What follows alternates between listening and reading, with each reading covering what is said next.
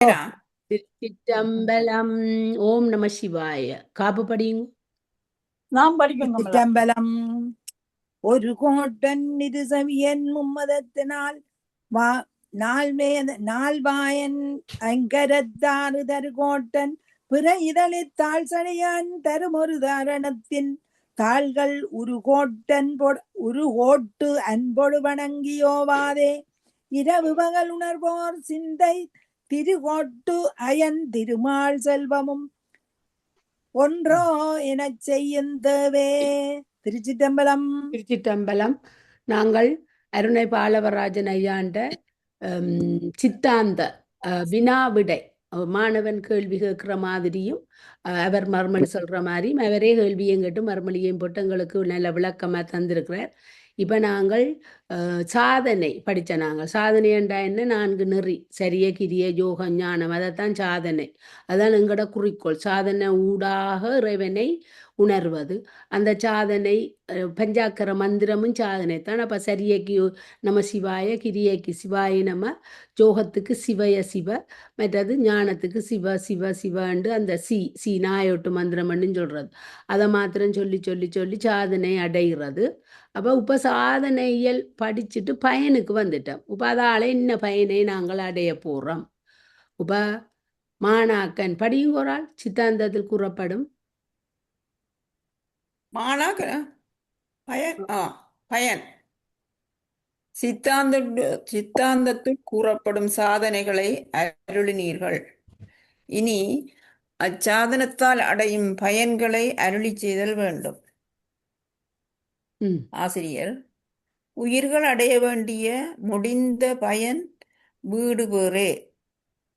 அவ்வீடு பேற்றிற்கு நேரே சாதனமாய் நிற்பது ஞானம். அந்த ஞானத்துக்கு சாதனமாய் உள்ளவை சரியை கிரியை யோகங்கள். சாதனங்களால் அடையப்படும் பயன் சாத்தியம் எனப்படும். எனவே வீடு பேறு சாத்தியமும் ஞானமும் சாதனமும் சரியை கிரியா யோகங்கள் சாதனத்துக்கு சாதனமும் ஆம் என்பது விளங்குகின்றது அன்றோ? பயன் சாதனை செய்த அப்புறம் எல்லா சாத்திர நூல்களும் முதல் எங்களுக்கு சொல்லுது பிரமாண இயல், இலக்கண இயல், சாதனை இயல், பயனியல். அப்போ பிரமாண இயல் அது எல்லாருக்கும் தெரியும் அளவைகள். அப்புறம் இலக்கண இயல்ண்டா பதி பசு பாசத்தின் இலக்கணங்களை கூறுறது. அப்புறம் சாதனைண்டா இந்த பஞ்சாக்கர மந்திரங்களை ஓதி சரிய கிரிய யோக ஞான வழியில் நின்று, அதாவது இந்த திருமுறைகளை ஓதி இந்த இந்த என்ன மெய்யண்ட சாத்திர நூல்களை படித்து அதன் மூலமாக இறைவனை உணர்வது. அப்ப அது சாதனை. இப்ப அதுண்ட பயனை சொல்றார். சித்தாந்தத்தில் கூறப்படும் சாதனங்களை நீங்கள் அருளினீர்கள். இனி அச்சாதனத்தால் என்ன பயன் இந்த ஆன்மாவுக்கு என்று ஆசிரியர் சொல்றார். உயிர்கள் அடைய வேண்டிய முடிந்த பயன், எங்களோட இறுதி நோக்கமே வீடு பேறு. இது நாங்கள் இந்த உலகத்தில் இருக்கிறது, நாங்கள் நினைச்சோன்றிருக்கிறோம் இதுதான் எங்களோட சொந்த இடம். இது இல்லை. நாங்கள் இப்போ சிறைச்சாலையில் இருக்கிறோம். அப்போ இந்த சிறைச்சாலையில் ஆப்பிட்டு போனோம், தெரியாதனமா மாட்டுப்பட்டு போனோம். ஆனால் இறைவன் எங்களுக்கு என்ன ஒரு மனித உடலை தந்திருக்கிறார். அது எங்களுக்கு நாங்கள் பெற்ற அந்த முன்பு செய்த தவம், நாங்கள் முன்பு செய்த நல்ல புண்ணியங்கள் தான் எங்களுக்கு இந்த மனித பிறப்பை தந்திருக்கிறார். அப்போ நாங்கள் இந்த மனித உடல்ல இருந்து நீங்கி அவர்கிட்ட போக வேணுமெண்டா நாங்கள் சாதனை செய்தே ஆக வேண்டும். அப்போ அந்த வீடு பேற்றுக்கு நேரே சாதனமாய் நிற்பது தான் இந்த ஞானம்.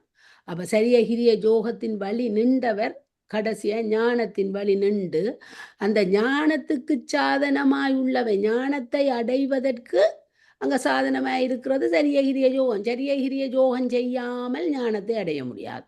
அப்ப சாதனங்களால் அடையப்படும் பயன் சாத்தியம் எனப்படும். எனவே வீடு வேறு சாத்தியம். வீடு வேறுண்டா என்ன? சாத்தியம், அதாவது பயன். ஞானம் சாதனம். அந்த ஞானம்தான் சாதனம். அந்த சாதனத்துக்குள்ள இறுதி ஆனதுதான் சாதனம். அப்ப ஞானம் சாதனமும் சரிய கிரிய யோகங்கள் சாதனத்துக்கு சாதனமுமா இப்ப விளங்குதோ என்பது விளங்கு. இப்ப வீடு வேறு அடைய வேணும், அதுதான் எங்கட சாத்தியம், இறுதி நோக்கு. அதுக்கு என்ன வேணும்?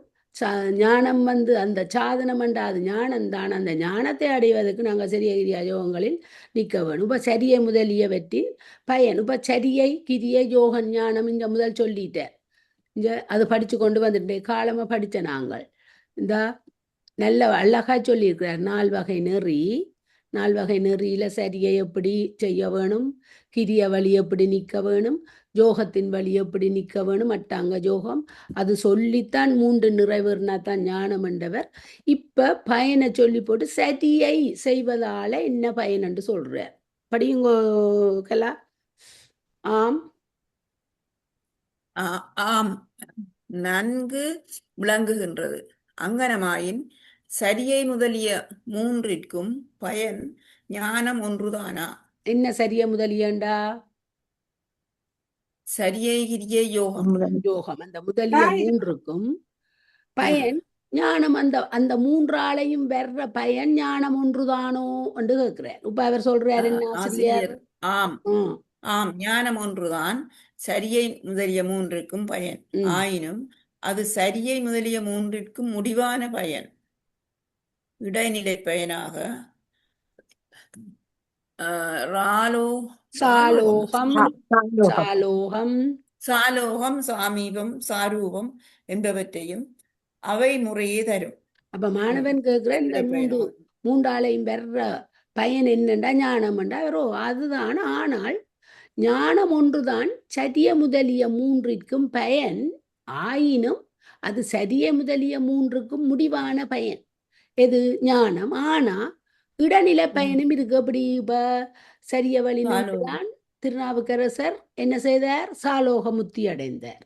அங்க ஞானம் கிடைக்காமலே சாலோகமுத்தி. கிரிய வழி நின்றுதான் திருஞான சம்பந்தர் சாமீபமுத்தி அடைந்தார். ஜோக நெறி நின்றுதான் சுந்தரமுத்தியார் சாரூபமுத்தி அடைந்தார். உபாவியல் பிறகு என்ன திரும்பி பிறந்து வந்து இந்த ஞான வேட்கைக்கு அப்ப ஞான சம்பந்தர் திரும்பி பிறந்து வந்து என்ன செய்தார்? அங்க பால் தோடுடைய செவியன் படிச்சு உமையம்மையார் வந்து பால் கொடுக்கும் போதே அங்க அவர் பரஞானம் அபரஞானம் என்றதை பெற்று அவர் ஞானம் அடைந்தார்.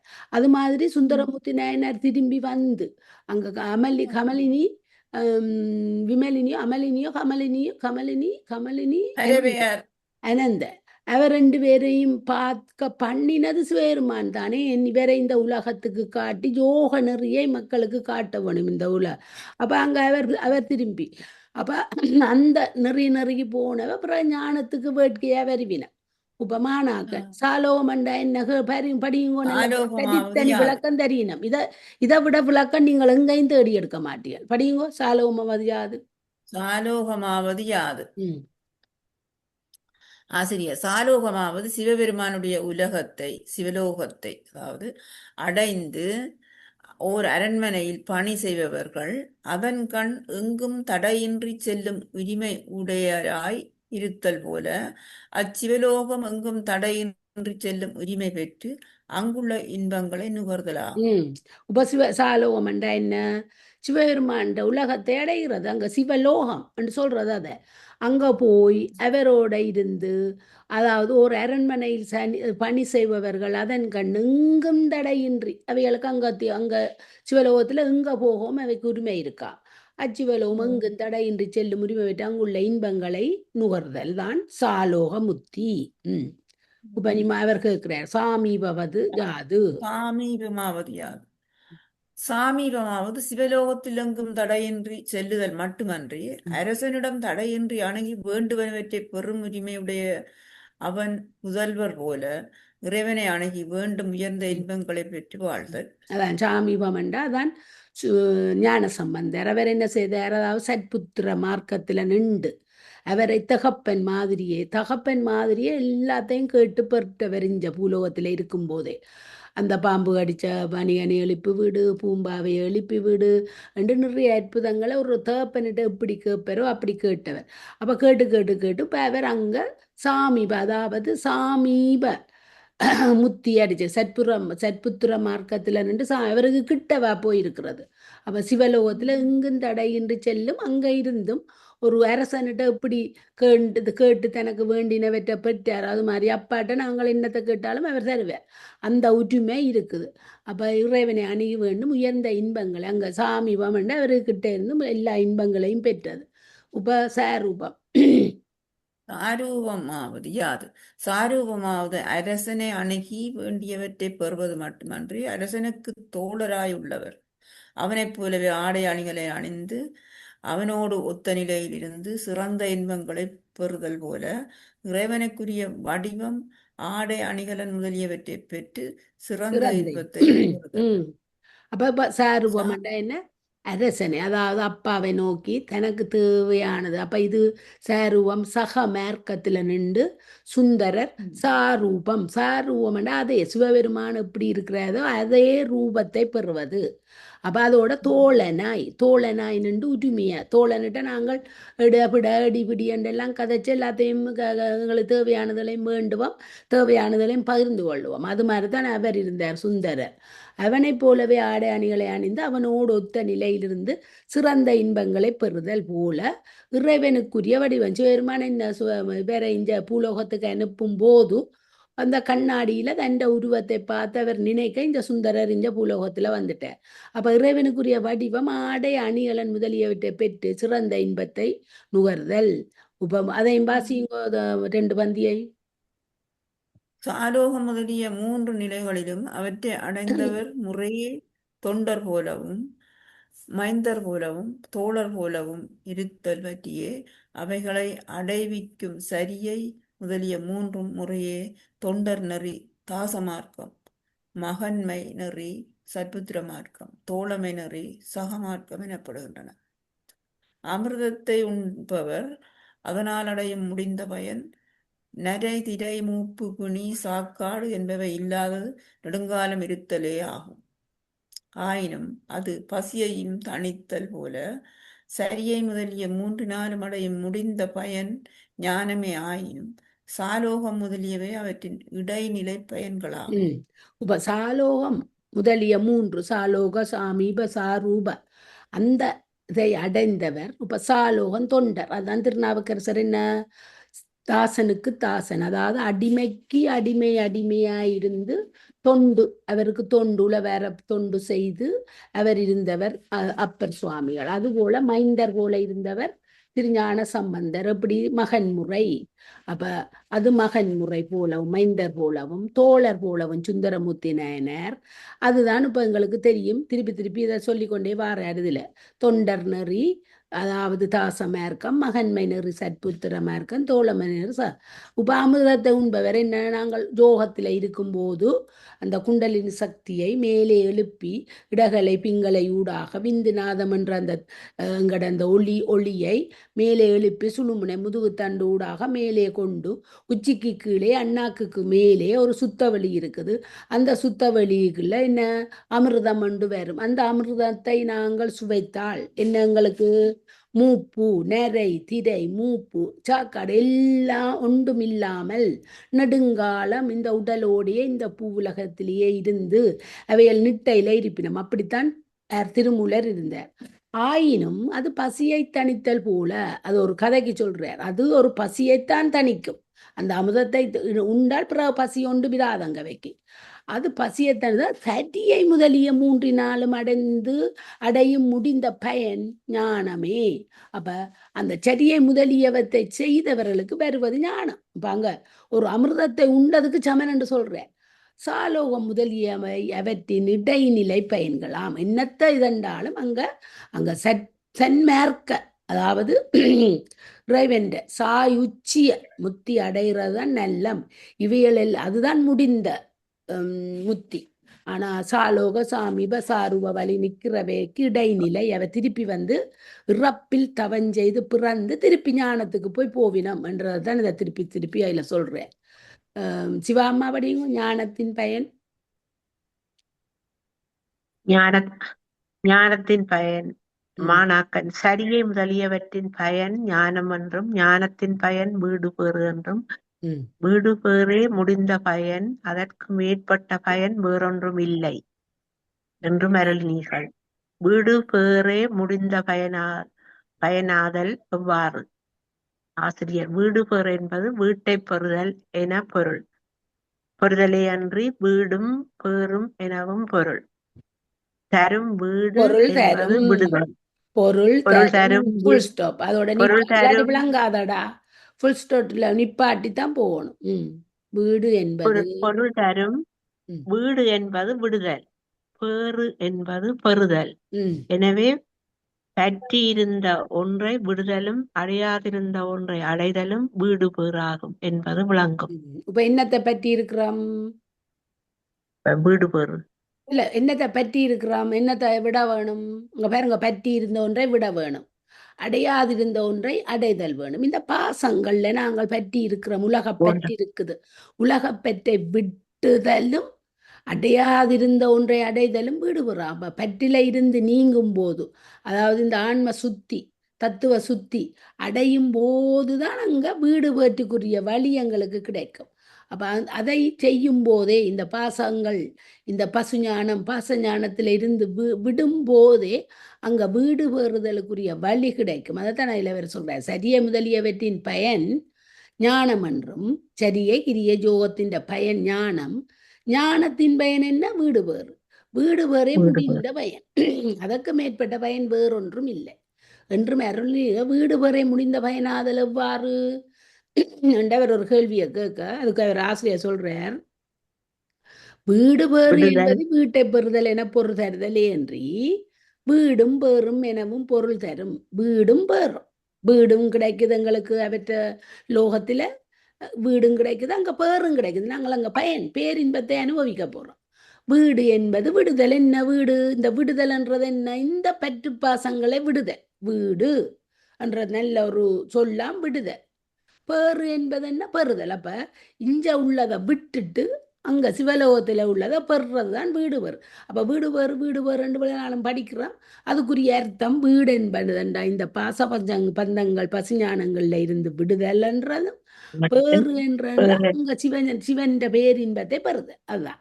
எனவே பற்றி இருந்த ஒன்றை விடுதலும் அடையாதிருந்த ஒன்றை அடைதலும் வீடு. எவ்வளவு அழகா சொல்லியிருக்கிறார். வீடு பேறுண்டா என்ன அர்த்தம்? யாரும் கேட்டா நாங்க சொல்ல இருக்கணும். இப்ப இதை படியுங்கோ. விடுதல் எதனை? பெறுதல் எதனை? விடுதல் எதனை? பெறுதல் எதனை? துன்பத்தை எனவும் விடுதல் எதனை பெறுதல் எதனை? விடுதல் துன்பத்தை எனவும் பெறுதல் இன்பத்தை எனவும் பொதுவாக கூறலாம். அப்ப பார்த்தீங்களே, நாங்கள் இந்த உலகத்துல இதுல இருக்கிறோம். இது எங்களுக்கு ஒரு துன்பம். இந்த உலகத்துல நாங்கள் வந்து இருக்கிறது துன்பத்தின் மேல் துன்பம்.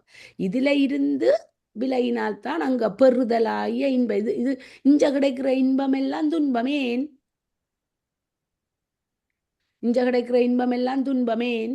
அதுதான் எங்களுக்கு அடுத்த பிறப்புக்கு வினியா வரப்போகுது. கண்மமை பார்த்து கொண்டு இருக்கிறார் எங்களுக்கு. எங்களோட இதயத்துல இருந்து என்ன நல்ல அனுபவி, நல்ல இன்பம் நெச்சு அனுபவிக்கிற இதுக்கெல்லாம் கண்மமை இன்னும் திருப்பி பிறக்க போறேன் என்றுதான் அவர் பார்த்து கொண்டிருக்கிறார்.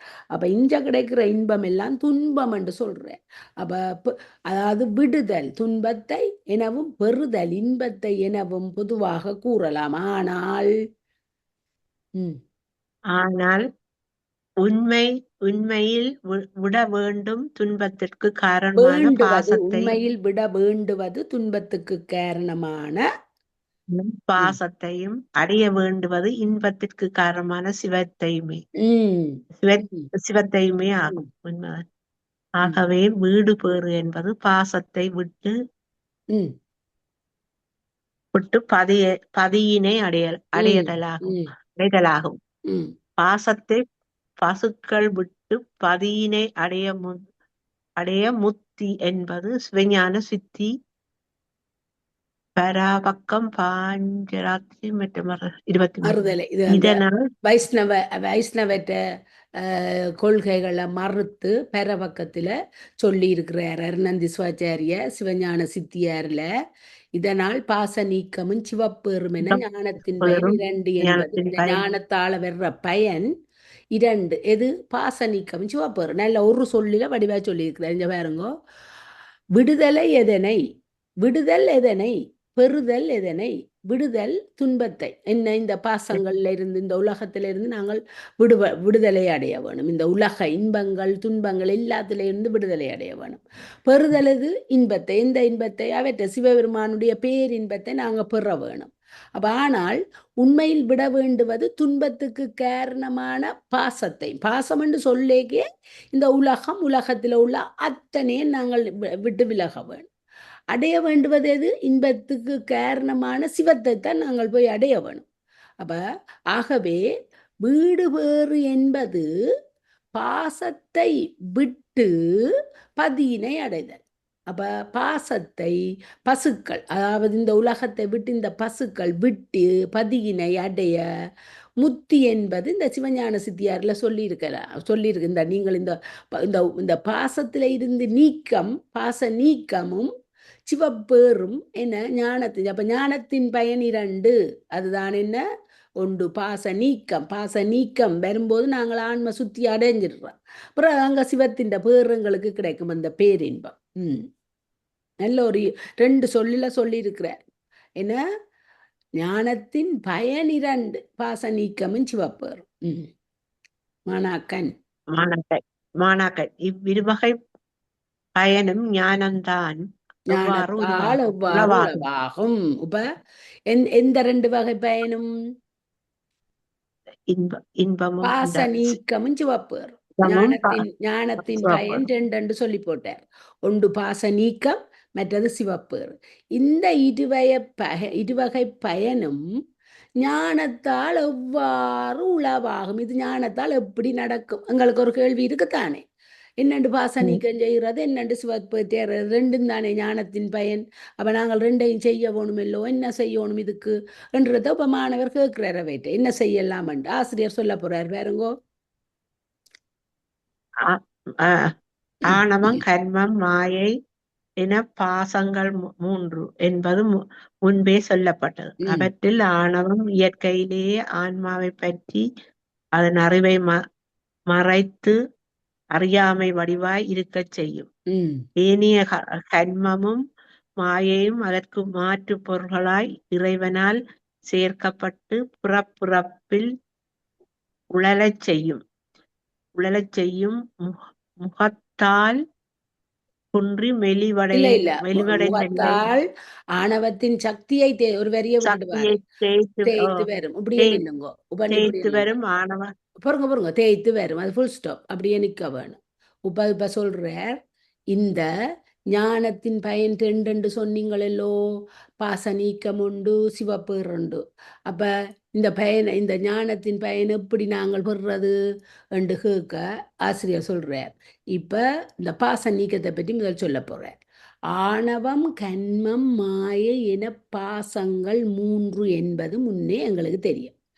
அவற்றுள் ஆணவம் இயற்கையாய் சகசமாய் எப்படி இந்த உயிருக்கு உடம்ப தர முதலே ஆணவம் அதோட முட்டு முழுத தான் என்னும் ஆகும்படி அங்க ஆன்மான்ற ஒன்று இல்லாம போல இயற்கையிலே ஆன்மாவை பற்றி அதன் அறிவை முற்று முழுத கேவல நிலையில தனித்து அறிவை மறைத்து கொண்டு நின்றதுதான் இந்த ஆணவம். அது அறியாமை, உயிருக்கு ஒரு அறிவும் ஒன்றும் விளங்க இல்லை. அந்த ஆணவம் உடல் கிடைக்க முதல். இறைவன் என்ன செய்கிறார்? இந்த உயிர்கள் துன்பப்படுறத பார்த்துட்டு இந்த உயிர்களுக்கு ஒரு உடலை கொடுத்து இந்த உலகத்தையும் கொடுத்து இந்த வினைகள் கண்மங்களை போக்கினால் தான் இந்த ஆணவம் இந்த வலி அடங்கும் என்றுட்டு என்ன செய்கிறார்? 2வது அறியாமையே வடிவாய் இருக்க செய்யும். எது? ஆணவம். ஆணவ ஏனைய கண்மமும் மாயையும் அதற்கு மாற்று பொருள். எது? இந்த ஆணவத்துக்கு ஒரு மாற்று பொருளாக இந்த கண்மத்தை மாயையும் சேர்க்க போறார் எங்களோட.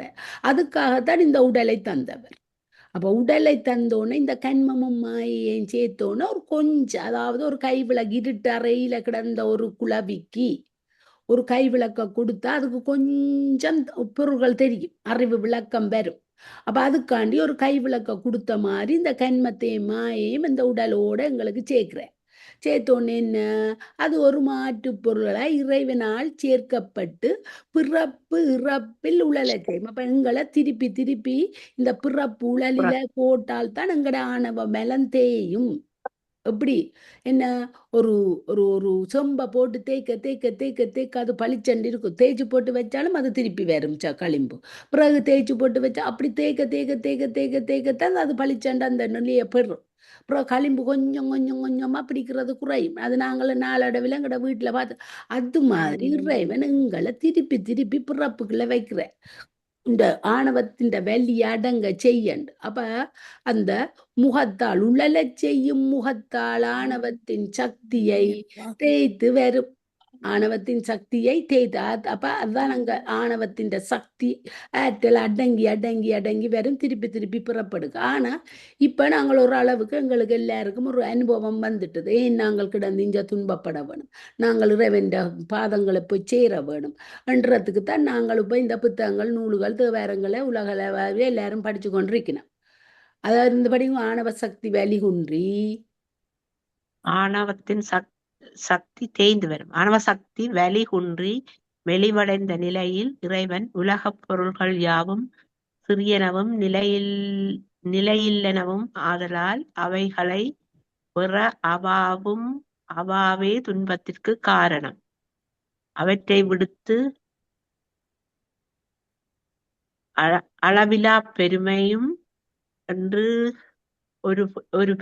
ஒரு பெற்றியில் நின்றலும் உடைய நம்மை அடையின் இன்பம் உண்டாகும் என்று அறிவிப்பான். அஞ்ஞனம் அவன் அறிவித்தவாறு பொருங்க. இப்ப திருப்பி திருப்பி நாங்கள் பிறப்புக்குள்ள வர வர நாங்கள் இங்க வந்தங்கட கண்மங்களை செய்ய செய்ய இந்த ஆணவத்தின் பலி ஆற்றல் அதாவது சக்தி குறை தேய்ந்து வரும்.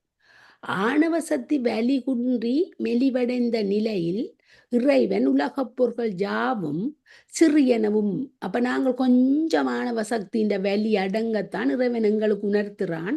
இந்த உலகப் பொருள்கள் சிறியனவும் இது நிலை இல்லாதது. இந்த உலகமும் நிலை இல்லாதது. இந்த உலகப் பொருள்கள் என்ன எங்கட இந்த உடலும் நிலை இல்லாதது. இந்த காணி பூமி சொந்தம் பந்தம் எல்லாம் நிலையற்றது, நிலை இல்லை. அவைகளை பெற அபாவே நாங்கள் அதுகளை பெறுறதுக்கு தான் நாங்கள் முட்டியடிச்சு கொண்டு நிற்கிறோம். அந்த அபாங்கள்கிட்ட இருக்கு. அந்த அபாதான் எங்களுக்கு துன்பத்துக்கு காரணம். அது வேணும், இது வேணும், நல்லா வரணும், வீடு வேண்டணும், கார் வேண்டணும் என்ற அந்த அந்த அபாதான் எங்களுக்கு துன்பம். அதெல்லாம் நாங்கள் இந்த உலகத்தை விட்டு இறைவனை போய் சேர்வதற்கு அதெல்லாம் தேவையில்லை. அவற்றை விடுத்து அழிவிலா பெருமையும் என்றும் ஒரு பெற்றியில் நிற்றலும் உடைய நம்மை அடையின் இன்பம். இறைவன் எங்களுக்கு சொல்றார், நீ உதுவலை எல்லாத்தையும் விட்டுட்டு இந்த அழிவில்லாத இறைவனை, அவருக்கு எப்பவும் அவர் நித்தமானவர், நாங்களும் நித்தமானவர், அனாதி தொட்டே இந்த இறைவன் நாங்களும் இருக்கிறோம். எங்களுக்கு அழிவே இல்லை. அது நாங்க சூக்கும வடிவில் அழிவில்லாமல் இருக்கிறோம். அப்ப இறைவன் சொல்றாரு என்னண்டா, இந்த உலக பொருள் எல்லாம் நிலை இல்லாதது, இதுல ஆசை வைக்காத, இதை விட்டுட்டு அளவிலா பெருமையும் என்றும் பெற்றியில் நிற்றல் உடைய நம்மை அடையின் இன்பம். நாங்க பேரின்பம் இருக்கு, நாங்கள் இதுகள் எல்லாம் ஒரு இன்பம் நினைச்சு கொண்டிருக்கிறோம்.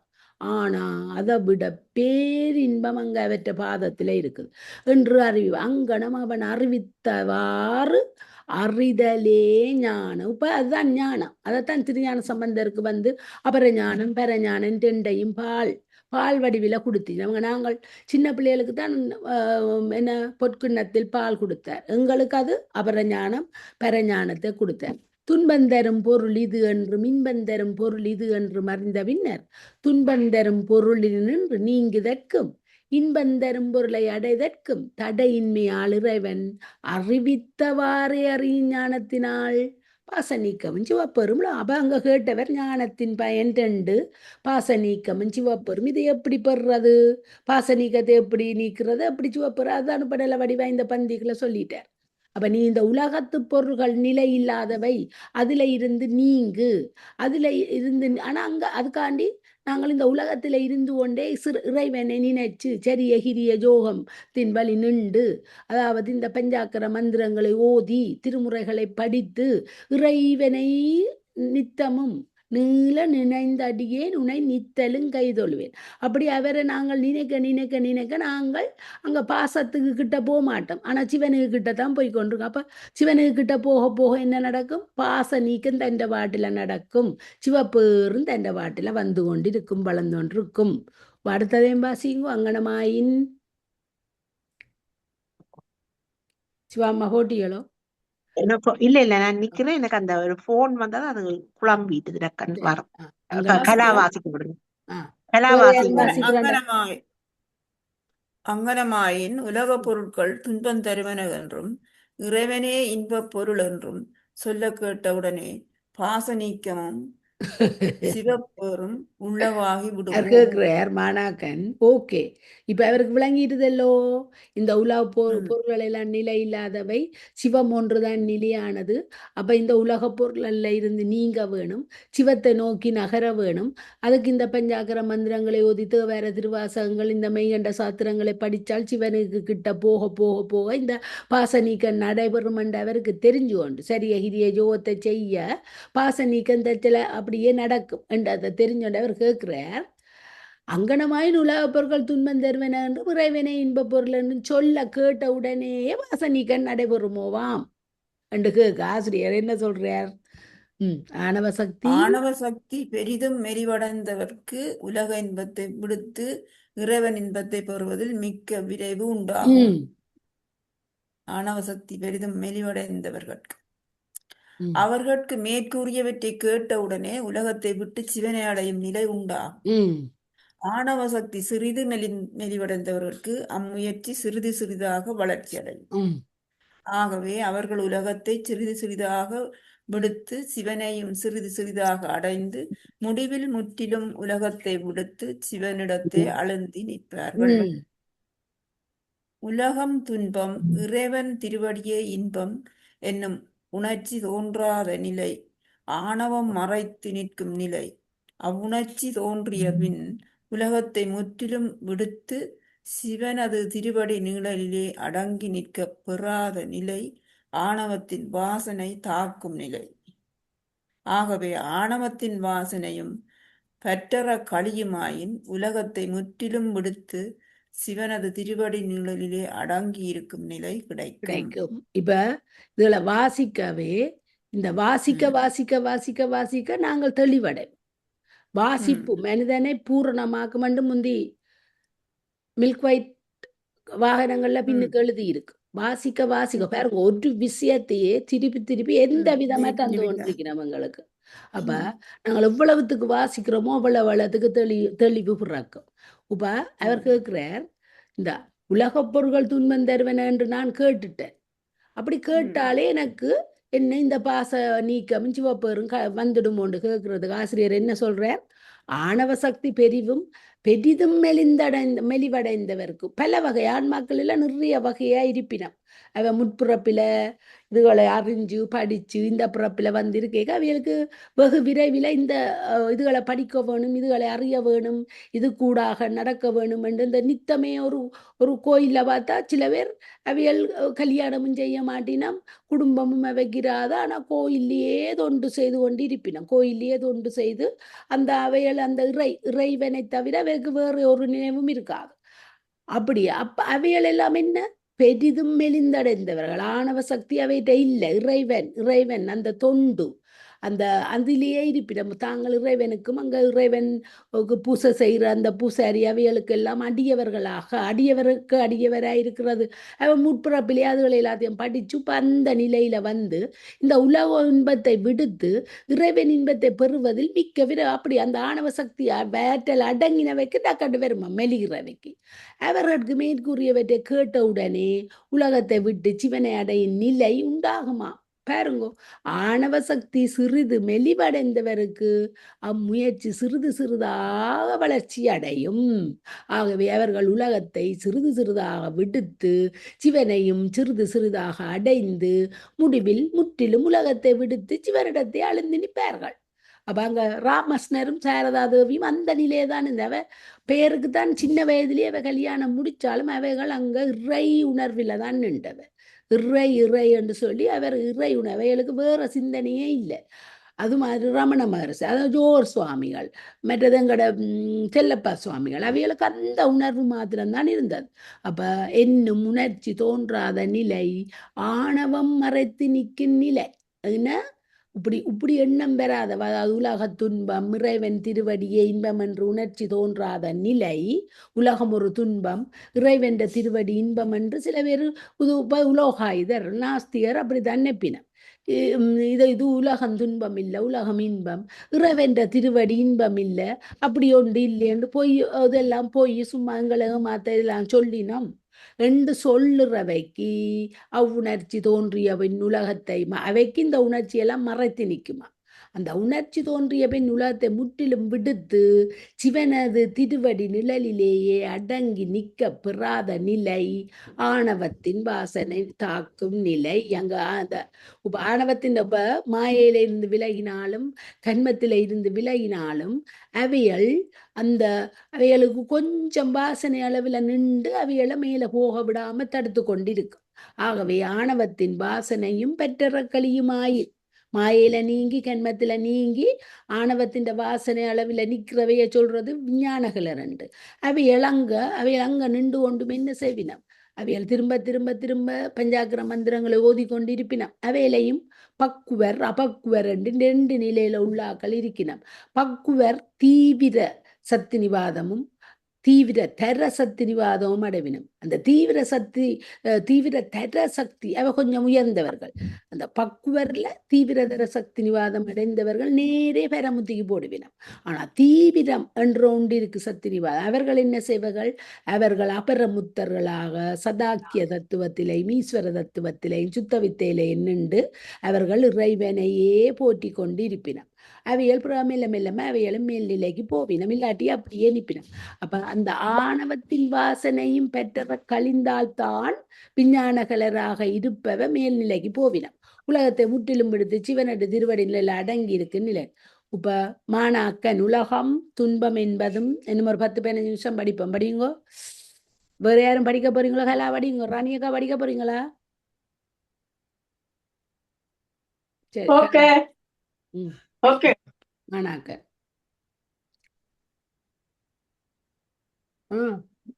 மாணாக்கன் உலக துன்பம் என்பதும் இறைவன் திருவடியே இன்பம் என்பதும் நூல்களாலேயே அறிய கிடத்தலின் இதனை நமக்கு பக்குவம் வந்த காலத்தில் இறைவனே வந்து அறிவிப்பான். அவன் அறிவித்த வண்ணம் அறிதலே ஞானம் என்று கூற வேண்டுவது என்னை. இப்போ ஒரு கேள்வி கேட்கிறார். இந்த உலகம் எல்லாம் துன்பம், இறைவன் திருவடிதான் இன்பம் என்று எங்களுக்கு இந்த நூல்கள் எல்லாம் சொல்லுது. அத அறிய இதனை நமக்கு பக்குவம் வந்த காலத்தில் இறைவனே குரு வடிவாக ஒரு சுத்தான்மாக்களை வந்து அறிவிப்பான் என்று தானே நாங்கள் இந்த நூல்களால படிக்கிறோம். அப்ப அவன் அறிவித்த வண்ணம் அறிதலே ஞானம் என்றேன். அப்ப அவன் வந்து குரு வடிவா வந்து அறிவிச்சாதான் அதை ஞானம் என்றே நீங்க சொல்றீங்க. அவ்வளவு நுணுக்கமான கேள்விகள் வருது பாருங்க. படியுங்க. நூல்களால் மட்டும் ஆசிரியர் நூல்களால் மட்டும் அறிவது ஞானமாகாது. ஏனெனில் இறைவன் உண்டு என்றும் அவனது திருப்படி இன்பமே பேரின்பம் என்றும் கூறும் உண்மை நூல்களை படிக்கும் பொழுது அவ்வுணர்ச்சி தோன்றும். இப்ப எங்களுக்கு அதுதானே, நாங்கள் இதுல இருக்கும் வரையும் இது படிக்கும் வரையும் உங்களுக்கு என்ன, நூல்களால் மட்டும் அறிவது ஞானமாகாது. ஏனெனில் இறைவன் உண்டு என்றும் அவனது திருவடியை இன்பம் என்று கூறும் அதாவது உண்மை நூல்களை படிக்கும் போது அவ்வுணர்ச்சி தோன்றும். இப்ப நாங்கள் இதை படிச்சு கொண்டிருக்கும் போதே ஒரு கோல் வந்துட்டு தான் நாங்கள் அங்க சண்டை ஓடிப்போம். அங்க நான் எடுத்த இடத்துல அதை வை, அதை எந்த எடுக்காத என்று சொல்லி நாங்க சண்டை பிடிப்போம். அது எந்த அங்க இஞ்சி என்ன சொல்றோம், இந்த உலகத்திலே பெற்று வைக்காத, உலக பொருள்ல பெற்று வைக்காத என்று படிச்சு அடுத்த நிமிஷம் கோல் வந்தா அது எந்த காசு, நீ தொட்டு போடாத, அது எனக்கு வேணும் என்று சொல்லுவான். அங்க இறக்க போற தருவாயிலேயும் எங்கட பணத்தை எங்கட நகையில கவனமா மிச்சம் பிடிச்சு கொடுக்க வேண்டிய கையில கொடுத்துடுவான். அவ்வளவு அங்க சிவம் சிவம் என்று நினைச்சு கொண்டிருந்தாலும் அந்த நிலையில தான் நாங்கள் நிக்கிறோம். அப்ப அதன் பின்னர் என்ன அவ்வுணர்ச்சி தோன்றும். பின்னர் அதற்கு எதிராக இறைவன் இல்லை என்றும் உலகமே மெய் என்றும் கூறும் மயக்க நூல்கள் தம் கொள்கையை பல வகையில் நிறுவுதலை படிக்கும் பொழுது முன்னிருந்த உணர்ச்சி காற்றின் முன் ஏற்றிய விளக்கை போல தடுமாற்றம் அடைய மயக்க நூல்களால் உண்டாகும் மயக்க உணர்வே தோன்றும். இப்ப வேற நூல்கள் இருக்குது, இது உலோக ஆயுத நூல்கள், இல்லாட்டி என்ன உலோக ஆயுதம் நாஸ்திகர் அவைகள் சொல்லுவினம், கடவுள் ஒன்று இல்ல, விஞ்ஞானம் தான் உண்மைன்னு சொல்லி அந்த விஞ்ஞான வழியில நிப்பினம். அப்படியான நூல். இல்லாட்டி நாங்கள் இந்த நாவல்கள் கதை புத்தகங்களை படிச்சு நாங்கள் அதுகளுக்குள்ள போய் அந்த வேற இதுக்குள்ள படிக்கும்போது, இந்த சாத்திர நூல்களை படிக்கும்போது எங்களுக்கு இந்த அறிவு இருக்கும். அதை விட்டுட்டு நாங்கள் அடுத்த நிமிஷம் எங்களுக்கு வேறு எண்ணங்கள் எல்லாம் வந்து மயக்கம் தோன்றிடும். அதனால் நூல்களால் நூல்களால் உண்டாகும் அறிவு சூழ்நிலைகளுக்கு ஏற்ப உண்டாகும்.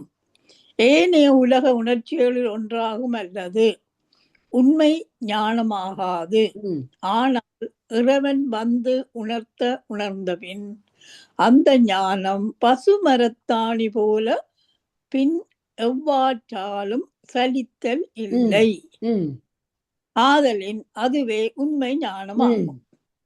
ஆகவே உண்மை ஞானம் இறைவனால் அன்றி உண்டாதல் இல்லையா? இறைவன் உணர்ந்த பெரியோர்கள் பின் எவ்வாற்றாயினும் மயக்குதல் இல்லை என்பதை என் புத்தி வட்டத்திட புக்கு நின்றானை பொய் என்பனோ என்னும் திருநாவுக்கரசு திருமொழியால் நன்குணரலாம். இப்ப நாங்கள் இந்த புத்தக நூல்களை படிச்சுட்டு, சாத்திர நூல்களை படிச்சுட்டு, நாங்கள் இனி என்ன இந்த இதுகளை எல்லாம் படிக்க வேணும், இறைவனை போய் சேர வேணும், இந்த உலகம் எல்லாம் போய் இதெல்லாம் இதுக்குள்ள திரும்பி நாங்கள் பிறந்து நோய் பிணி சாக்காடு என்று சொல்லி அதுக்குள்ள கஷ்டப்படக்கூடாது, பிறப்புக்குள்ள திருப்பி ஆட்படக்கூடாது, மாணிக்கவாசகர்னு சொல்லி இருக்கிறார், ஒவ்வொரு நாளும் சிவபுராணம் படிக்கிற மண்டெல்லாம் எங்களுக்கு தெரிஞ்சாலும் நாங்கள் இதை விட்டுட்டு அடுத்த இதுக்கு போனோன்னே நாங்கள் அங்கே புலன்களுக்குத்தான் முதல் முக்கியம் கொடுப்போம். இப்போ போய் சாப்பிட்றேன்டாலும் சாப்பாடு ருசி இல்லாட்டி எங்களுக்கு சாப்பாடு உழுக்குறாங்க. அதுக்கு பிறகு ஊறுகாய் தயிர் போட்டு குழச்சி நெய் விட்டு குழச்சி சாப்பிட்டா தான் அந்த ருசி. அப்போ நாங்கள் இன்னும் அதுகளில் இருந்து உலக இன்பத்தில் இருந்து நாங்கள் விடுபடவில்லை. அப்ப உலகமே மெய்யென்றும் கூறும் மயக்க நூல்களைத்தான் நாங்கள் கூட விரும்பி படிப்போம். அப்ப மயக்க நூல்களால் உண்டாகும் மயக்க உணர்வு ஏதோ ஒன்று. அதனால் நூல்கள் உண்டாகும் அறிவு சூழ்நிலைக்கு ஏற்ப உண்டாகும். அவர் சொல்றார், இந்த நூல்களால வர்ற அறிவு சூழ்நிலைக்கு ஏற்ற மாதிரி அது மாறுபடும். ஆனால் ஏனைய உலக உணர்ச்சிகள் ஒன்றாகும் அல்லது அது உண்மை ஞானத்தை எங்களுக்கு தராது. ஆனால் இறைவன் வந்து உணர்ந்தபின் இப்ப இதுல இருந்து எல்லாரும் இதை படிக்க வேணும். எவ்வளவோ வேலைகள் இருக்குது, எவ்வளவோ இதுகள் இருக்குது. ஆனா எல்லாத்தையும் விட்டுட்டு ஒண்டா சேர்ந்து படிச்சு இது என்ன இது அறிவம் என்று எல்லாருக்குள்ளையும் ஏதோ ஒன்று முனைஞ்சு கொண்டு இருக்குது. அங்க இறைவன் வந்து எங்களுக்கு உணர்த்தி கொண்டிருக்கிறார். உலகளவு நீ உலகத்துக்காக வாழ்ந்துட்ட, இனி என்ன வந்து ஆத்மாக்காண்டி வாழ், இந்த உடலுக்காண்டி வாழ்ந்துட்ட, இனி ஆத்மாக்காண்டி வாழ், என்ன வந்து அடை என்று இறைவன் உணர்த்தி கொண்டு அவன் எங்களை செயற்படுத்தி கொண்டிருக்கிறான். புத்தகத்தை எடு படி என்று சொல்லி எங்களை உணர்த்தி கொண்டு நிற்கிறபடியால் அங்க அப்ப எங்களுக்கே விளங்குதே, நான் அப்படி தெரிஞ்சேன், நான் இப்படி தெரிஞ்சேன், நான் என்னண்டு இப்படி ஒரு எங்களுக்குள்ளே ஒரு அவா வந்தது என்று அவர் இறைவன் உணர்த்தி கொண்டிருக்கிறான். அதுதான் வேறு இங்க சொல்ற, இறைவன் வந்து உணர்ந்த பின் அந்த ஞானம் பசுமரத்தாணி போல பின்னவாட்டாலும் சலித்தல் இல்லை. இப்ப 3-4 வருஷமா நாங்க படிச்சு கொண்டிருக்கிறோம். காலையில ஒழும்பி பஞ்சபுராணம் படிக்கிறோம், மாறி மாறி சைவ சித்தாந்தங்களை எங்களுக்கு சலிச்சதோ இல்லை, இன்னும் ஆர்வமா தான் இருக்குது. அந்த அளவுக்கு ஒரு திருவருளங்கள்ல விழுந்திருக்குது. ஏதோ மந்தமாயோ ஏதோ ஒரு ரெண்டு விழுந்தபடியா தான் எங்களுக்கு இதை விட்டு போறோம் இல்லை. ஆதலின் எவ்வளவோ இதுகள் வந்திருக்கு, எங்களுக்கு தடைகள் இதுகள் எல்லாம் வந்திருக்கு. ஆனாலும் நாங்கள் விடுறதா இல்லை படிப்போம். எங்கேயோ எங்களுக்கு அடுத்த பிறப்புக்கு இது உதவும் என்று அந்த எல்லாருக்குள்ள நின்று இறைவன் எங்களை உணர்த்தி கொண்டிருக்கிறான். ஆதலின் அதுவே உண்மை ஞானம். ஆகவே உண்மை ஞானம் இறைவனால் அன்றி உண்டாதல் இல்லையா? இறைவன் உணர்த்த பெரியோர்கள் இந்த நாயன்மார்கள் பின்ன வாட்டானும் மயங்குதல் இல்லை. எப்படியும் அவை அந்த தங்கட பணியில இருந்து அவை மாறுபடையில்லை சகல நாயன்மார்களாம். அப்ப என்பதை என் புந்தி வட்டத்திடைப்புக்கு நின்றானையும் பொய் என்பனோ என்னும் திருநாவுக்கரசர் 4ஆம் திருமுறையில 98ஆம் பதியத்துல 1வது பாடல்ல படிச்சிருக்கிறாரா. இதையும் படிங்கோரணியக்கா. நூல்களால் உணர்ந்து வரும் காலத்தில் ஆணவத்தின் சக்தி வெளியாது வலுத்து நின்றலின் அவ்வுணர்ச்சியை அது மாற்ற வல்லதாகின்றது. ஆணவத்தின் சக்தி பெரிதும் வெளிவடைந்த நிலையை நோக்கியிருந்து அந்நிலை வந்தவுடன் இறைவன் வெளிப்பட்டு நின்று தனது நோக்கு, பரிசம் முதலியவற்றால் ஆணவ சக்தியை முற்றாக கெடுத்து உண்மையை உணர்த்தலால் அதன்பின் அவ்வுணர்ச்சி மாறாது நிலை நிற்கின்றது என அறி. அதுதான் நூல்களால நாங்கள் உணர்த்திட்டோம். நூல்களால் உணர்ந்து வரும் காலத்துல நூல்களை படிச்சு இந்த மும்மலங்கள் இருக்குது, முப்பொருள்கள் இருக்குது, வீடு பேரண்டொண்டு இருக்குது, சாதனம் ஒன்று இருக்குது, பயன் ஒன்று இருக்குது. இதுகளை நாங்க படிச்சு அறிஞ்சு போட்டு நாங்கள் விடாப்பிடியா அந்த நூல்களை படிச்சு கொண்டு இருக்கிறோம். அப்ப அங்க அப்படி நாங்கள் படிச்சு கொண்டு இருக்க போதும் எங்கட ஆணவத்தின் சக்தி மெலியாது வலித்து நிற்கும். நாங்கள் இந்த படிச்சுக்கிறத தவிர மிச்ச நேரம் எல்லாம் எங்களுக்கு ஆணவமும் புறஞ்சொல்றதும் மனதால அவைய இப்படி இப்படி நினைச்சு நாங்கள் அவைகளை வைகிறதும் மனதால ஒரு அதான் எங்களுக்குள்ள என்ன பாசிட்டிவ் திங்கிங் இல்லாமல் கூட நெகட்டிவ் திங்கிங் தான் எங்களுக்கு கூட இருக்கும். யார் ஒன்று சொன்னாலும் இவ போய் சொல்லினோமோ என்ற எண்ணம் டக்கண்டங்களுக்குள்ள போயிடும். இது உண்மையோ சொல்றது சந்தர்ப்பத்துக்கு ஏற்ற மாதிரி கதை இதெல்லாம் எங்களுக்கு என்னத்தை சொல்லுது?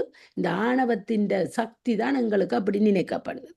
அப்ப அந்த ஆணவ சக்தி நாங்கள் வெளியே நான் இப்படி நினைக்க கூடாது, இப்படி சொல்லக்கூடாது, இப்படி தண்டக்கூடாது என்று நினைக்கிறதுக்கு அப்படி நினைக்கிறதுக்கு நாங்கள் என்ன செய்ய வேணும்? இறைவன்ற பாதங்கள்ல சரணடைஞ்சு பஞ்சாக்கிர மந்திரத்தை ஓத நாங்கள் அப்படி நினைக்கிற தன்மையும் எங்களே இறைவன் எங்களுக்கு இல்லைன்னோ இந்த பிள்ளைக்கு கொஞ்சம் விளங்கிட்டுது, இந்த பிள்ளை கொஞ்சம் சிந்திக்குது, அப்ப நான் அந்த அந்த அந்த திருவருளை கொடுக்க வேணும், இப்படி நினைக்காத தன்மையை கொடுக்க வேணும் எங்களுக்கு உள்ளுக்குள்ள இருந்து ஊட்டுவார். உணர்ச்சி அது மாற்ற வெல்லதாகிறது. எது? ஆணவத்தின் சக்தி பெரிதும் மெலிவடைந்த நிலையை நோக்கி இருந்து அந்நிலை வந்த உடனே இறைவன் வெளிப்பட்டு நின்று தனக்கு என்ன தனது நோக்கு, அதாவது நயனது இச்சை பரிசம், அதாவது கண்ணால பார்த்து பரிசம் எங்களை தடவி முதலியவற்றால் ஆணவ சக்தியை முற்ற கெடுத்து உண்மையை உணர்த்துதலால் அதன் பின் அவ்வுணர்ச்சி மாறாத நிலை நிற்கிறது என அறிக. அப்படிதான் நாயன்மார்கள் நின்றவர்கள். என்னதான் வந்தாலும் மங்கையர்க்கரசியார், குலச்சிறியார், திருஞான சம்பந்தர் சமண சமயத்தில் எவ்வளவு தடைகள் வந்தாலும் அவைகள் அந்த நிலையிலிருந்து மாற்றிலேன் அவைகள் அப்படியே சிவத்திடம் சேரும். சிவம் ஒன்று இருக்குது, நாங்கள் அவர்கிட்ட போய் சேரணும் என்ற அந்த ஒரு நம்பிக்கையில அவைகள் இருந்தவர். மாணாக்கன் அங்கனமாயின் இறைவன் வந்து உணர்த்திய பின்னரும் ஆணவத்தின் வாசனை தாக்கும் என்பது என்னை. ஏதாவது தலையங்கம் வருதோண்டு பாப்பம் இல்லாட்டி இங்க இன்னும் ஒரு அணைந்தோர் தன்மைக்கு போறோம். அப்ப சாதனை பயன் தான் அணைந்தோர் தன்மை, அவைதான் ஜீவன் முத்தர்கள். அந்த அது படிக்க போறோம். அப்ப நாங்கள் இப்ப இதோட இந்த தலையங்கத்தோட நிப்பாட்டுவோம். அங்கனமாயின் இறைவன் வந்து உணர்த்திய பின்னரும் ஆணவத்தின் வாசனை தாக்கும் என்பது என்னை. பேந்தேன் ஆணவத்தின் தன் வாசனை வருது தாக்கும் ஒன்று கேட்டுப்படுது. ஆணவத்தின் வாசனை ஞானத்தினை தடுமாற செய்யாது மற்ற ஞானத்தின் வழி நிற்க ஒட்டாது அலைவை மாத்திரமே உண்டாக்கும். அப்பொழுது ஞானியர் அந்நிலைக்கு வருந்தி ஆணவத்தின் வழிபடாது ஞானத்தின் வழியே உலக பற்றை அறுத்து இறைவன் திருவடியே பற்றி கிடக்க முயலுதலை அவர்கள் சொல்லாலும் செயலாலும் நன்குணரலாம். அப்ப ஆணவத்தின் வாசனை ஞானத்தினை தடுமாற செய்யாது மற்ற ஞானத்தின் வழி நிற்க ஒட்டாது. அல்ல இப்படி ஒரு பெருங்காய டப்பாவை நாங்கள் பாவிச்சு முடிஞ்சு கனகாலமா அந்த டின்ன திறக்காம இருந்தாலும் பிறவை திறக்க அங்க அந்த பெருங்காய டப்பாவில இருந்து வாசனை வரும். அது என்னத்தை காட்டுதண்டா, நாங்கள் சுத்தமாகினாலும் எங்க இந்த தத்துவங்கள்ல இருந்து விலகி இந்த இறைவென்ற திருவடியை போய் சரணடையோனும் ரெண்டு பாச நீக்கம் செய்து பசுஞானத்தில இருந்து விலகி நாங்க ஒரு சுத்த நிலைக்கு போனாலும் அங்க வந்து எங்களை எட்டி பார்க்கும். எப்படி அங்க உலகத்து இது வந்து எங்களை எழுப்பும். ஓ இஞ்சவா நாளை கல்யாண விட்ட போவோம் அங்க நாளைக்கு நாங்கள் நல்ல அதுக்கு ஒரு சீலை வேண்டோம்ன்ற எண்ணம் எல்லாம் எங்களுக்கு வருது. அங்க என்ன வாசனை அளவுல வந்து எங்களை தாக்குது இந்த ஆணவத்தின் இதுதான் எங்களை வந்து தாக்குது. என்னதான் விளங்கினாலும் நல்ல நாங்க நோட்டு நல்ல வடிவா வலிக்கிட்டு போத்தானே எங்கட மனம் சொல்லுது. அப்ப அதுக்கெல்லாம் இந்த முத்தி அடைகிறதுக்கு அதெல்லாம் தேவையில்லை. அங்க வாசனை அளவுல வந்து எங்களை தாக்குது. அப்பொழுது ஞானியர் அந்நிலைக்கு வருந்தி இது எங்களுக்கு இல்லை, இது ஞானியர்களுக்கு. இந்த சீவன் முத்தர்கள் ஏறண்ட என்ன. ஆனால் பாருங்கோ, தண்டி அடிகள் நாயனார், நமினந்தி அடிகள் நாயனார், மூர்த்தி நாயனார் எவ்வளவோ இன்னல்களுக்கு இடையிலையும் அவைகள் கடைசி வரைக்கும் அந்த நிலையில இருந்து தாங்கள் என்ன பணி செய்தவையோ அதை விடாது. இவர் என்ன இந்த டக்கண்டு வந்தது மறந்து போனேன்.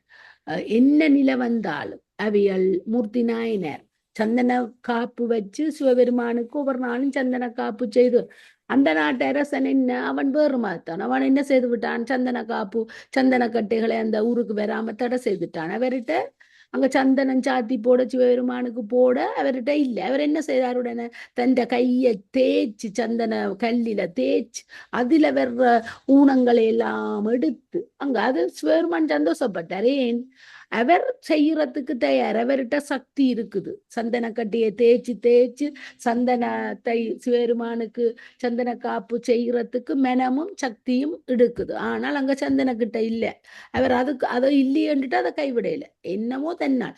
அது மாதிரி அதிபத்த நாயனார், அதிபத்த நாயனாருக்கு மீனை பிடிச்சு ஒவ்வொரு நாளும் சிவனுக்கு முதல் படைப்பார் அந்த வந்த மீனை. அவர் நல்ல செல்வத்தோட நல்ல சிவனடியார்களுக்கு நல்ல தொண்டு செய்து கொண்டிருந்தார். ஆனா சிவபெருமான் இவரை சோதிப்பதற்காக என்ன செய்தார், அங்க மீன்களை வராம பண்ணி தங்க மீனை மணி நவரத்தின மீனை வர சொன்னார். தோழர்கள் சொல்லுவினம் என்ன, இடே அதிபத்தா இந்த மீனை கொண்டு இந்த வாழ்க்கை கரைய நீ கடர்ந்து இந்த கரைய கடருண்டு. அவர் என்ன சொல்லுவார், நான் இதை கொண்டு போய் வித்து நான் பணக்காரனா வந்தா நான் இந்த வாழ்க்கை கரையத்தான் அடைவனொழிய இந்த பிறவி என்னும் கடலை நான் நீந்த மாட்டேன். அப்ப நான் இந்த பிறவி என்னும் கடலை நீந்த வேணுமெண்டா இதையும் சிவபெருமானுக்கே நான் அர்ப்பணிக்க வேணும். அவர் உடனே சிவபெருமான் வந்து அவருக்கு புத்தி கொடுத்து அவரை சிவலோகத்துக்கு கூட்டிட்டு போட்டார். அப்ப அது வந்து தாக்கும். அந்த நல்ல நிலையில இருக்கும் போதும் இந்த ஆணவத்தின் வாசனை வந்து தாக்கும். இப்ப இவைகளுக்கெல்லாம் வந்து தாக்கினது அவைகள். ஆனா அந்த ஆணவத்தின் வாசனைக்கு அவை அடிபணியல. ஞானத்தின் வழியே உலகை பற்றிய இறைவன் திருவடியை பற்றி கிடக்க முயலுதலை அவர்கள் சொல்லாலும் செயலாலும் நன்குணரலாம். இப்ப ஆணவத்தின் வாசனை, நான் ஒரு கவிதையில வாசிக்கிறேன் ராணியக்காவ. ஆணவத்தின் வாசனை தாக்கும் பொழுது சிவஞானியர் யாது செய்வர்? நல்ல கேள்வி. ஆணவத்தின் வாசனை தாக்கும் பொழுது சிவஞானியர் திருவைந்தெழுத்தை, அப்போ இப்ப அதிபத்தர் செய்தார், முத்தி நாயனார் செய்தார், நமினந்தி அடிகள் செய்தார், சாக்கிய நாயனார் எல்லாரும் என்ன சொல்லினோம், திருவைந்தெழுத்தை விதிப்படி உணரும் ஆற்றல் உலகம் நிலையற்று என்பதையும் அங்க சிவம் நீ என்ன, நான் இதுல இருந்து விலகாமல் சிவத்தையை நினைச்சு திருவைந்தெழுத்தை ஓதிக்கொண்டிருந்த அந்த நிலையிலிருந்து நாங்கள் பாருங்க சில நேரம் இன்னொன்று இதென்றாலும் நாங்கள் சிவாயனம் என்று சொல்ல சொல்ல சொல்ல சொல்ல சொல்ல சொல்ல நாங்கள் அதுல இருந்து தப்புவோம். ஒரு சின்ன தீங்கு ஆணவத்தின் வாசனை போக திருவந்தெழுத்தான் ஓத வேணும். அவ்வளவுக்கும் தம்முக்கு மறுக முதலாயுள்ள இறைவனது திருவருளே என்பதை நினைவு கூர்ந்து தம் முனைப்பை தவிர்த்து அதை தற்போதம் இறைன்னு நான் செய்கிறேன் நான் படிக்கிறேன் நான் திருவந்தெழுத்தை ஓதுறேன் நினைச்சாலே போச்சு. நான் திருவந்தெழுத்தை ஓதுறேன், சிவன் எங்களுக்கு செய்வார், சிவனங்களோட நிற்பார் என்று நினைக்கிறதே அங்க இது என்ன தற்போதம். நான் என்னால் முடியும். அங்க இறைவன் தான் எங்களோட நின்றங்களை செலுத்தி கொண்டிருக்கிறார் என்று நாங்கள் எங்களை நினைக்காமல் நான் திருவந்தெழுத்தை ஓதுறபடியே எனக்கு கொண்டு நடக்காதன்று நினைச்சா போச்சு. அதை இறைவன் செய்து கொண்டிருக்கிறார். நான் சொல்றேன். அதனால் சில பேர் சொல்வார், அவன் அவர்களாலே அவன் தாள் வணங்கி எல்லாம் அவன் செயலன்னு நல்லங்கடா நிறைய அம்மா மேல சொல்றதை நாங்க கேட்டிருக்கிறோம். அதனால் ஆணவ மெல வாசனையும் அதன் வழி தோன்றும் பிரார்த்த ஆகாமிய கண்மங்களும் அவற்றுக்கு பெற்றுக்கூடாய மாயாமலமும் பெற்றறக்களியும் அதுவே பாசநீக்கம். அணை முறிந்த வழி அதனால் தடுக்கப்பட்டு நின்ற நீர் கடலை அடைவதற்கு தடை இல்லாம. இப்ப ஒரு அணை உடைஞ்சு போச்சு, ஒரு பெரிய ஆற்றின் அணை உடைஞ்சு போச்சு. போச்சு. அது என்ன, அந்த அணையால தடுக்கப்படாம அது கடலை அடைவதற்கு தடை இல்லாமை போல பாசமறவே. நாங்கள் என்ன ஒரு ஊஞ்சல்ல ஒரு ஆள் ஆடிக்கொண்டு இருக்குது, ஊஞ்சல்ல ஆடிக்கொண்டு இருக்கிறவண்ட கயிறு அறுந்து விழுந்தால் யார் தாங்குதங்க? நிலம். பூமி நிலம் தாங்குது, பூமி தாங்குது. அதுபோல நாங்கள் இந்த உலகமாகிய பாசத்தில இருந்து நீங்க எங்களை இறைவன் தாங்கிக் கொள்ளுவான். நாங்கள் நினைக்கிறோம் என்ன, பாசத்தில இருந்து நீங்க நாங்களுக்கு உறவில்லை, உலகம் இல்லை, ஒன்றும் இல்லையே, என்ன செய்ய, அங்க இறைவன் தாங்கிக் கொள்வான் என்று தான் அவர் சொல்றார். எப்படி கடலை அடைவதற்கு தடை, பாசம் அறவே நீங்க வழி உயிர் சிவத்தை அடைவதற்கு தடை இல்லையா? அதில் அவ்வாறு சிவத்தை அடைதலே சிவப்பு. எனவே இறைவனால் உணர்ந்த ஞானத்தின நன்கு உணர்தலின் பயனாக பாச நீக்கம் சிவப்பேறும். பாச நீக்கம் சிவப்பேறை இதுல சொன்ன மாதிரி எங்க இவ்வளவு அழுத்தம் திருத்தம் எவ்வளவு விளக்கங்களோட அழக அருணை பாலவராயன் சொல்லி இருக்கிறார். இதை நாங்கள் படிச்சு படிச்சு திருப்ப திருப்ப வாசிக்க வாசிக்க வாசிக்க எங்களுக்கு அது ஊட்டாம வரும். நாங்கள் ஓம் நம சிவாய, ஓம் நம சிவாய, ஓம் நம சிவாய். திருச்சிட்டம்பலம். என்னடாகிறேன் நான் நிப்பாட்டுறதுக்கு திருப்பி போடுறேன். வாரன் பொருங்க நிப்பாட்டுப்படையில்.